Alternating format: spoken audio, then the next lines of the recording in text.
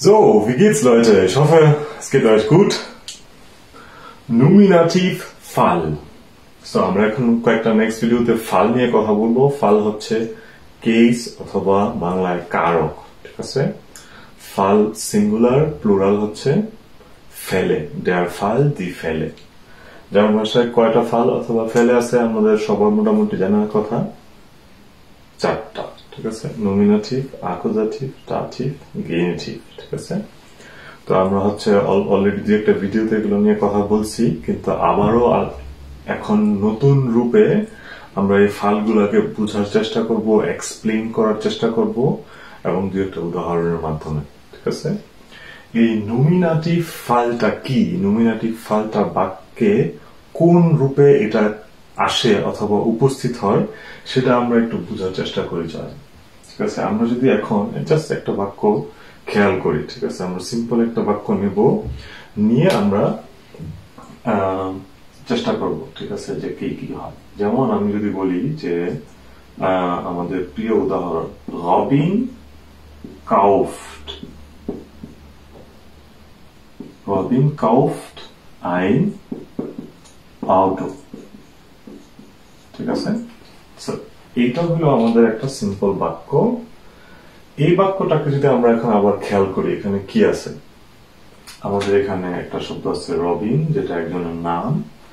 এরপর আসছে কাউফট। কাউফট অর্থ কি অথবা কোন ভার্ব থেকে আসছে সেটা অলরেডি আপনাদের সবার এখন ধরতে পারার কথা। এটা আসছে কাউফেন ভার্ব থেকে। কাউফেন হচ্ছে কেনা। সো রবিন কিনে, কি কিনে? ein Auto, একটা গাড়ি। এখানে নমিনেটিভ কি অথবা নমিনেটিভ কোনটা, এটা আমরা কিভাবে বুঝবো? নমিনেটিভ বোঝার জন্য আমাদেরকে সবসময় সেন্টেন্সের একটা নর্মাল স্ট্রাকচার চিন্তা করতে হবে, যেটা আমরা স্কুলে সবাই শিখি, ঠিক আছে? একটা বাক্যে আমাদের সবসময় কি থাকে? আমাদের অবশ্যই একটা সাবজেক্ট দরকার, একটা ভার্ব দরকার, অনেক সময় অবজেক্ট থাকাটা জরুরি, আবার অবজেক্ট ছাড়াও বাক্য হয়, কিন্তু অবজেক্ট থাকলে এটা পরিপূর্ণ হয় বাক্যটা, ঠিক আছে? আমাদের তিনটা জিনিস দরকার, সাবজেক্ট, ভার্ব, অবজেক্ট। এই সাবজেক্ট ভার্ব অবজেক্ট আমরা কিভাবে রিকগনাইজ করব? আমরা যদি একটা বাক্য দেখি, ওই বাক্যের পিছনে আমাদেরকে স্কুলে শেখানো হয়েছিল এরকম যে আপনি যদি ওই বাক্যটাকে এমন ভাবে প্রশ্নবিদ্ধ করেন যে এই বাক্যে কে কি করতেছে, তাইলে হচ্ছে আপনি নমিনেটিভ অথবা সাবজেক্ট ভার্ব অবজেক্টের অ্যান্সার পেয়ে যাবেন।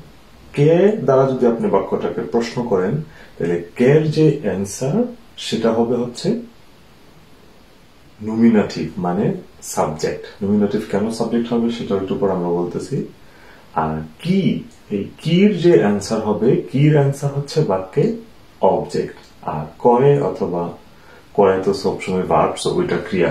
সো এই বাক্যে হচ্ছে কে, কে এর অ্যান্সার কি?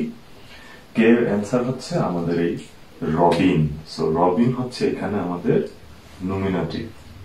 রবিন কি, সো কির অ্যান্সার কি? কির অ্যান্সার হচ্ছে দাস অটো, এই জন্য এটা হচ্ছে আমাদের অবজেক্ট। আর করের অ্যান্সার কি? করের অ্যান্সার হচ্ছে কেনে অথবা কেনা, এই জন্য এটা হচ্ছে ভার্ব। তো এখন নমিনেটিভটা এখানে রবিন কেন হলো? আমি যদি এখন একটা বাক্যটাকে আবার চেঞ্জ করি, ধরেন আমি আরো একটা বাক্য লিখলাম, যেমন আমি দেখলাম যে, ঠিক আছে, das ist mein Bruder, এখানে লিখলাম। এখানে নমিনেটিভ কি হবে অথবা কোনটা নমিনেটিভ? এখানে অবশ্যই প্রথমত সাবজেক্ট কি, সাবজেক্ট কি, অবজেক্ট কি। তো এখানে একটু মাথায় রাখতে হবে যে যখনই আমরা জাইন ভার্ব ব্যবহার করব, তখন যেহেতু এখানে জাইন ভার্ব হচ্ছে টু বি, হওয়া, এখানে দুইটাই নমিনেটিভ, ঠিক আছে?